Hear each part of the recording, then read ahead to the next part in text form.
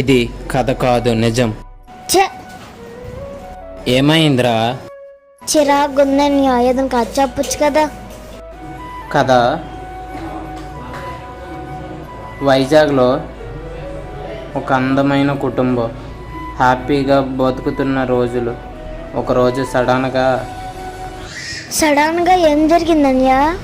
కొంతమంది అన్యాయంగా అలుంతున్న ఇల్లును కూల్చేసి ఆ కుటుంబానికి రోడ్డు మీదకి తోసేశారు. మరి ఆ కుటుంబాన్ని కాపాడడానికి ఎవరు రాలేదా? అప్పుడు వచ్చాడురా వాళ్ళ అమ్మా నాన్న కోసం వాళ్ళ కొడుకు.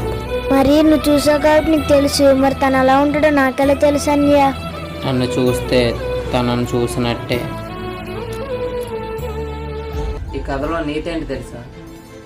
ఎంత కష్టం ఉన్నా భయపడకూడదు, ఎంత కష్టంలో ఉన్నా కన్న తల్లిదండ్రుల్లో వదిలేయకూడదు.